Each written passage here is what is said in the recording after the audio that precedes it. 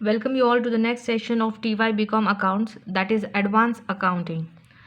As you all know, we have started with our second chapter, that is third chapter of your textbook, insurance claim, and we have completed 3 problems on that.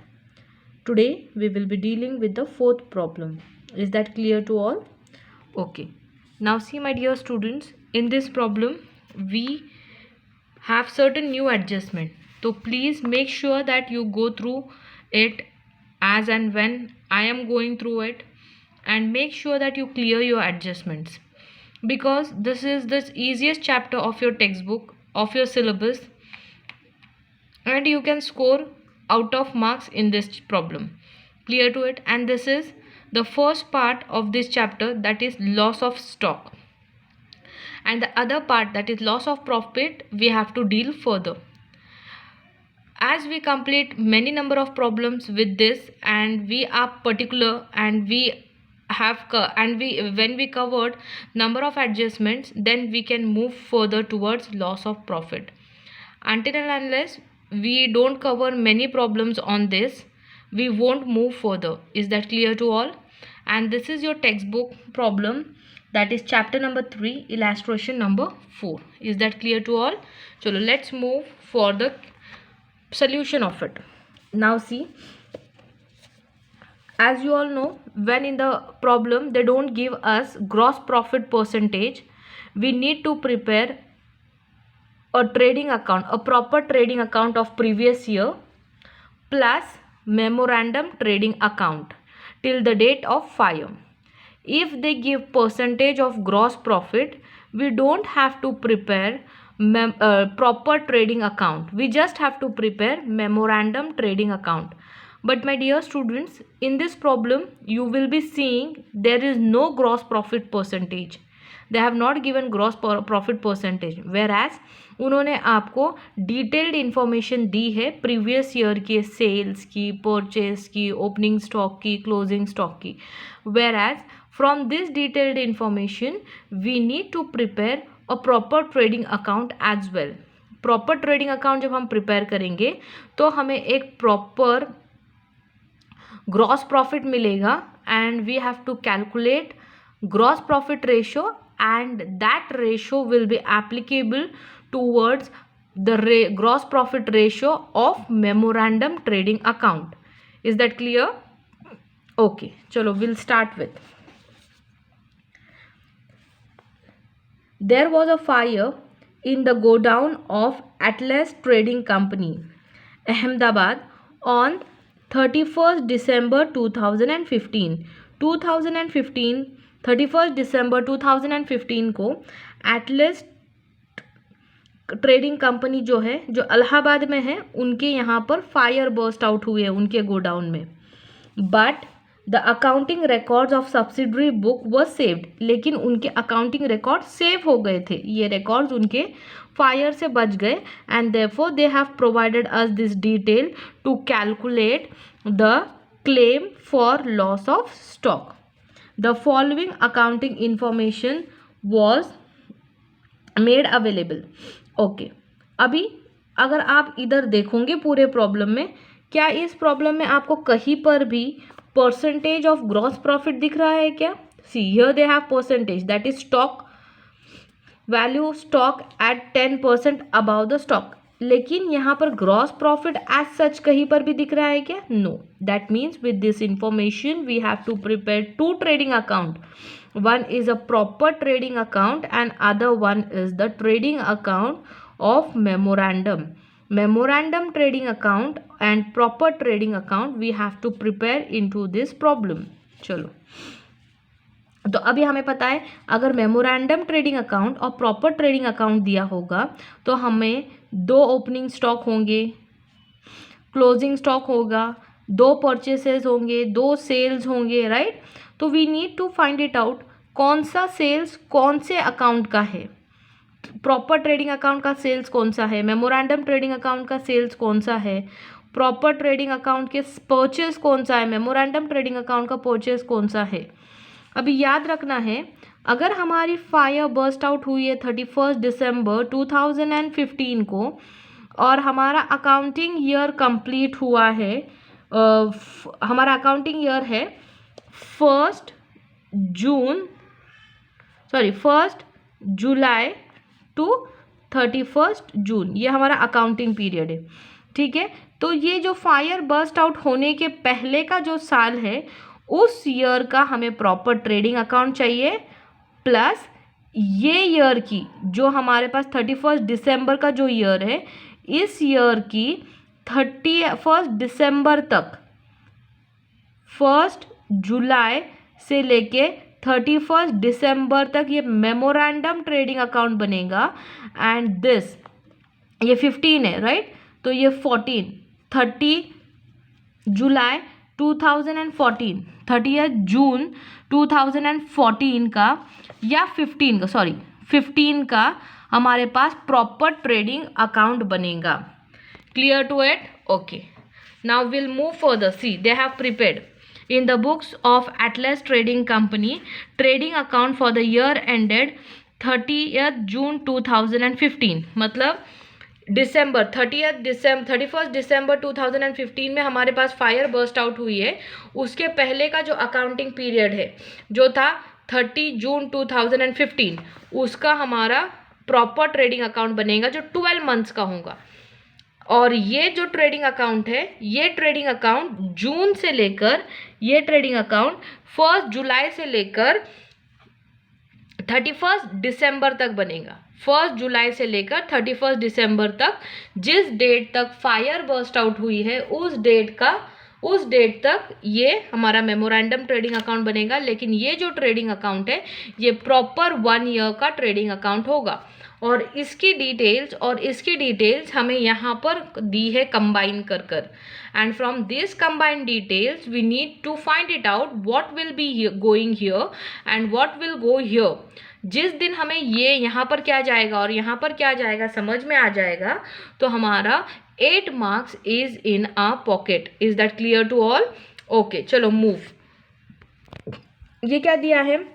1 July 2014, 1 July 2014 means ये हमारा पिछले साल का information है। Okay, पिछले साल का information हमें पिछले साल के बैलेंस शीट बनाने के लिए, प्रॉपर ट्रेडिंग अकाउंट बनाने के लिए होगा। ये ओपनिंग स्टॉक है, ठीक है, ट्रेडिंग अकाउंट का।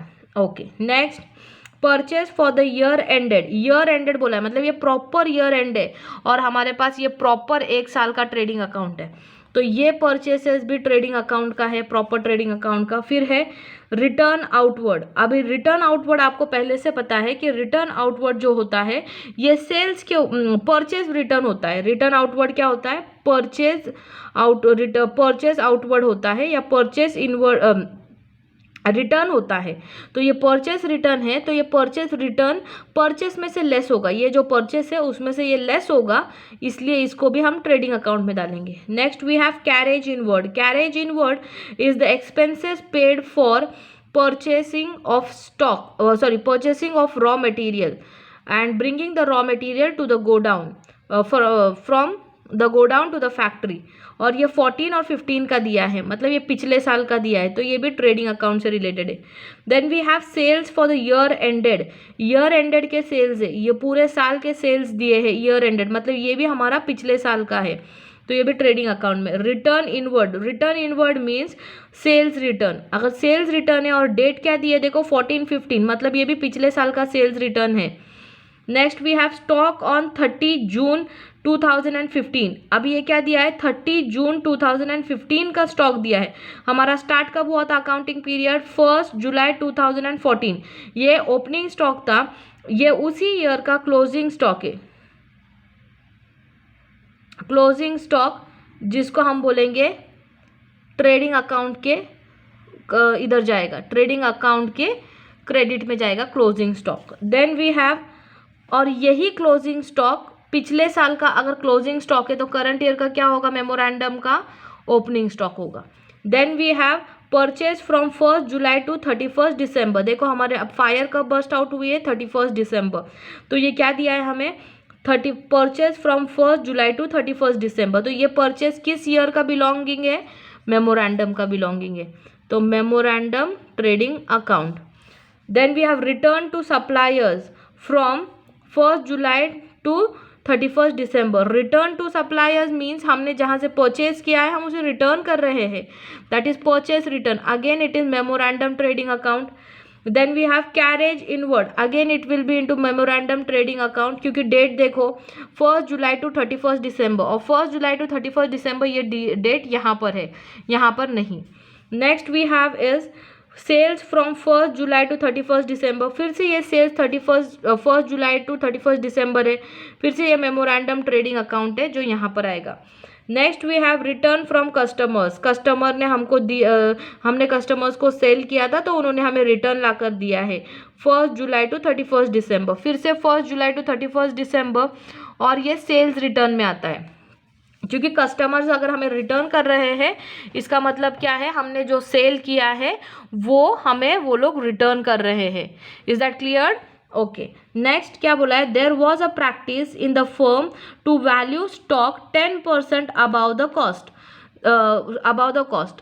Stock worth ₹4,000 was saved. The amount of the policy, ये जो 4,000 का है ये अमाउंट सेव्ड हुआ है.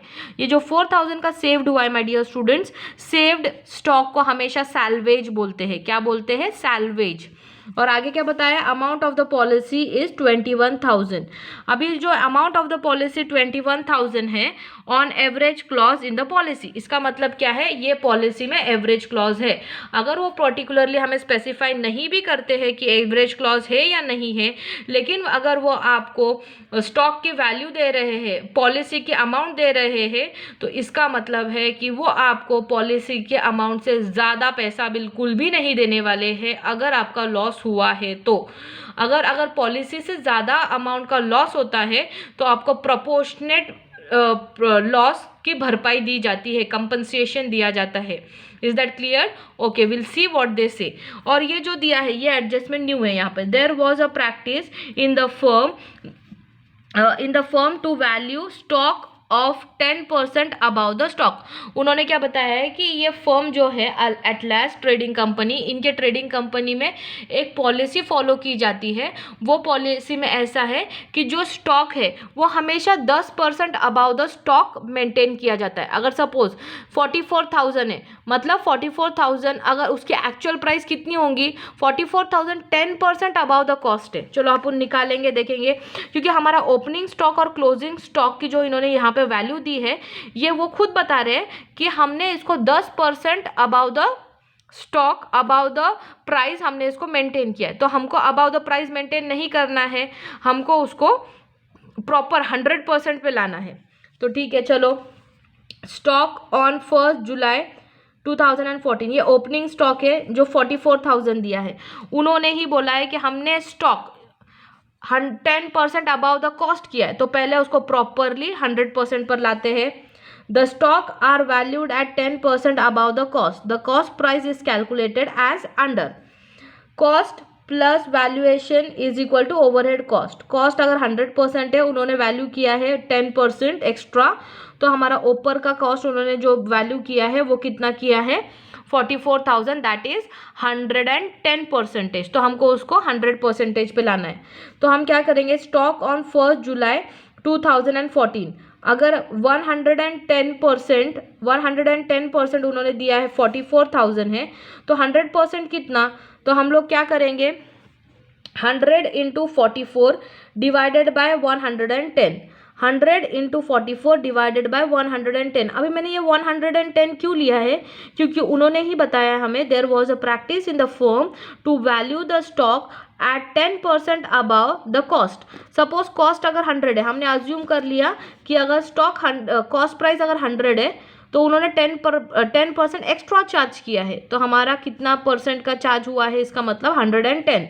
और उन्होंने हमें वैल्यू दी है ओपनिंग स्टॉक की, दैट इज 44,000, जिसको उन्होंने 10% एक्स्ट्रा चार्ज किया है, दैट इज 110.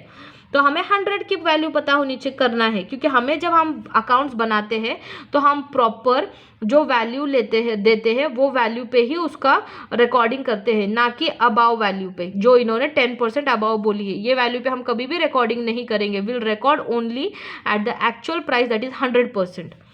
तो अभी क्या करेंगे 100 इंटू 44 डिवाइडेड बाय 110, ये जीरो कट, ये जीरो कट, ठीक है। अब बचा कितना यहाँ पे 11, 11 वन ज़ा 11 फोर ज़ा, ठीक है।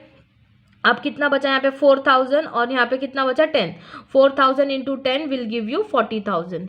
ये था 1 जुलाई का ओपनिंग स्टॉक और ये 1 जुलाई का ओपनिंग स्टॉक हमारे प्रॉपर बैलेंस शीट में आएगा। देखो हमने लिखा था यहाँ पे ओपनिंग स्टॉक ट्रेडिंग अकाउंट, तो यहाँ पर आया 40,000। क्लियर? 44,000 नहीं, क्यों नहीं लिखेंगे 44,000? Because as they have said that they have a practice of maintaining their stock at 10% above the cost, तो we don't have to consider the 10%, we have to make it proper to the 100% of the cost. तो 100% of the cost is 40,000 as I have shown you in the calculation part. Is that clear to it? Okay, next we have is purchase for the year ended, trading account का है ये भी purchase. कितनी value है 51,800 और नीचे ही उन्होंने purchase return दिया है। Purchase return, return outward for the year 14-15, that is कितना दिया 800। तो हमने क्या किया, परचेज 51,800 माइनस 800, आउटर कॉलम में आया 51,000। Clear? Okay, next we have is carriage inward for the year ended 14-15। कितना है carriage inward 9,000, carriage inward 9,000। Next we have is sales for the period ended 30th June 2015। अभी हमारे पास ये 30th June 2015 का sales है जो हमने लिखा था यहाँ पे ट्रेडिंग अकाउंट पे। कितना है 90,700। उसी के नीचे उन्होंने रिटर्न्स भी दिया है सेल्स का। से return inward for the year 2014 and 15 is 700। तो चलो सेल्स कितना है 90,700, उसमें से रिटर्न माइनस किया 700, तो sales will go to 90,000। what more they have given with that with respect to that year? Stock on 30th June 2015 कितना दिया है 30,800। फिर से ये स्टॉक है, राइट? तो मैंने आपको क्या बताया था, उनकी हैबिट क्या है, स्टॉक को वो 10% अबव द कॉस्ट वैल्यू करते हैं। तो हमको 10% अबव द कॉस्ट चाहिए क्या? नहीं, हमको प्रॉपर 100% चाहिए। जैसे हमने ओपनिंग स्टॉक का निकाला वैसे ही हम लोग क्लोजिंग स्टॉक का भी कैलकुलेशन करेंगे।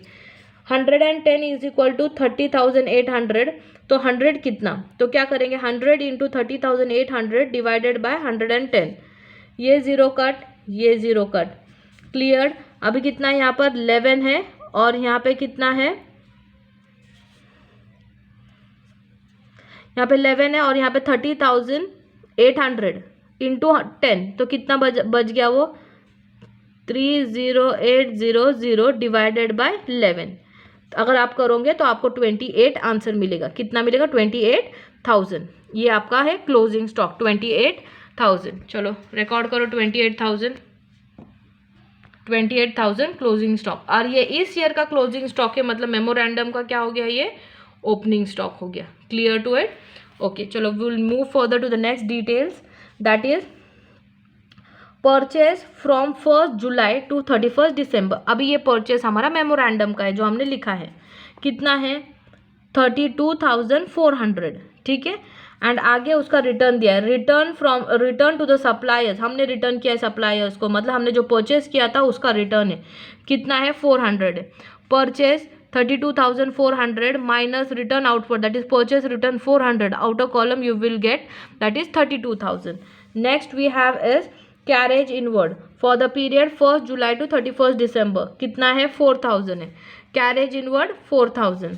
Next we have is sales from 1 July 2015 to 31 December 2015। कितना है 50,800। अब ये सेल्स है तो 15,800। आगे कुछ दिया है सेल्स के ऊपर, return from the customers. Customer ने हमें रिटर्न ला कर दिया है। कितना रिटर्न दिया है, अगर कस्टमर ने रिटर्न दिया है मतलब हमने जो सेल किया था वो सेल्स रिटर्न हुआ है, तो कितना है 800 का। तो अमाउंट कितनी थी 50,800 and from that they customers has return us, that is called as return inward या फिर sales return 800, outer column you will get 50,000। What more they have given, sales from done, return from customers done. Okay, चलो अभी हम लोग क्या करेंगे, हमारे पास यहाँ का भी डिटेल्स है, यहाँ के भी डिटेल्स है, ठीक है। ओके, चलो now take the total of your credit side. 90,000 plus 28,000 will give you 1,18,000. यहाँ का टोटल ले लो. 40 plus 51 plus 9,000. 40,000 plus 51,000 plus 9,000.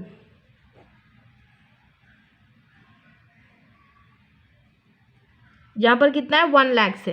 Debit की टोटल 1 लाख है, क्रेडिट की टोटल इज 1,18,000.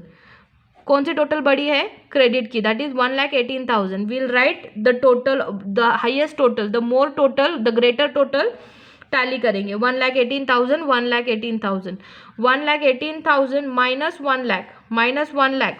1,18,000 में से अगर 1 लाख माइनस करोगे तो आपको डिफरेंस मिलेगा, that is 18,000. And this difference is nothing but your gross profit. And gross profit clear. Gross प्रॉफिट कितना आया है? 18,000. अभी ये ग्रॉस प्रॉफिट हमें चाहिए, इसका परसेंटेज निकालना है, क्योंकि ये percentage will be applicable in memorandum trading account also. Now will find the percentage. Calculation of rate of gross profit on sales, ratio of gross profit on sales. Gross profit divided by sales into 100. This is the formula. You need to remember this formula. Gross profit का percentage अगर दिया नहीं है तो हमें proper trading account बनाना है और उसका फॉर्मूला प्रिपेयर करना, लर्न करना है. क्या फॉर्मूला है? Gross profit is equal, gross profit ratio is equal to gross profit divided by sales into 100. ग्रॉस प्रॉफिट कितना है? 18,000. सेल्स कितना है जो बाहर है? 90,000 इंटू 100. रेशो कितना हो गया? 20%. अभी ये 20% is very important for us, and this 20% हमें हमारे इस ईयर के ग्रॉस प्रॉफिट का भी मिलेगा. अभी देखो हमारे पास ये है, we have this much, and यहाँ पर हमारे पास ग्रॉस प्रॉफिट है. परसेंटेज कितना बताया है? 20%. अब ये 20% किसका होता है? हमेशा याद रखना है 20% सेल्स का होता है. तो 20%, अभी हमारे पास यहाँ पे सेल्स कितनी है? 50,000. 50,000 का 20% कितना आ गया? 10,000. Clear. Take the total of debit side. 28,000, 32,000, 4,000, 10,000. 28,000, 32,000, 10 plus 4, 14,000.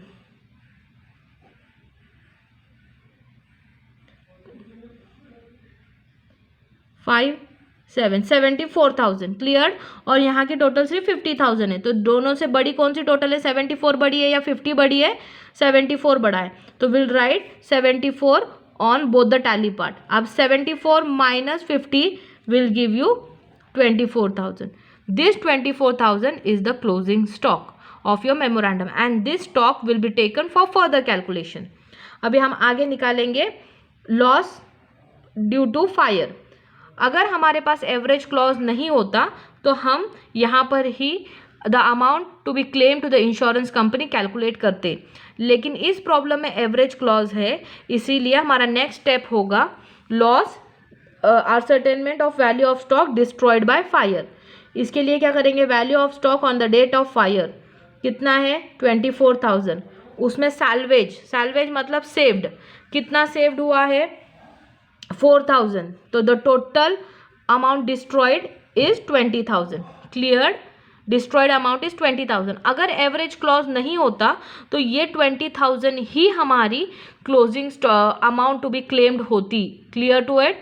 लेकिन एवरेज क्लॉज है इसीलिए हम इसको कंसिडर नहीं कर सकते amount to be claimed. Is that clear to all? Okay. Further, as we have average clause, we have to move further for calculation of amount of claim. Application of average clause, उसका formula है claim is equal to value of insurance policy, जो हमारे problem में दी है. कितनी है? 21,000. 21,000 divided by stock on the date of fire. On the date of fire stock कितना था हमारे पास? 24,000 into the loss of stock. कितना लॉस हुआ है स्टॉक का? 20,000 का. इज इक्वल टू, अगर आप 21,000 डिवाइडेड बाय 24,000 इंटू 20,000 करोगे तो you will get 17,500, and this 17,500 is nothing but your amount of claim to be loss to the insurance company. Is that clear to all? अगर my dear student average clause नहीं होता तो ये part skip हो जाता और ये value of stock destroyed by fire, यही अमाउंट आप इंश्योरेंस कंपनी से क्लेम के तौर पर मांगते। अभी इस प्रॉब्लम में एवरेज क्लॉज है, एवरेज क्लॉज है इसका मतलब है पॉलिसी की amount is present in the problem. When the amount of policy is present in the problem, then you need to calculate the proportionate loss of fire, loss proportionate loss of fire, loss due to fire, और उस proportionate loss due to fire को आप insurance company से claim कराओगे by applying a formula claim is equal to value of insurance policy divided by value of stock on the date of fire. ये आपको problem में दिया होगा amount, ये अमाउंट जो होगी ये वाली अमाउंट है एंड ये अमाउंट जो है ये वाली अमाउंट है। Is that clear? Okay, chalo.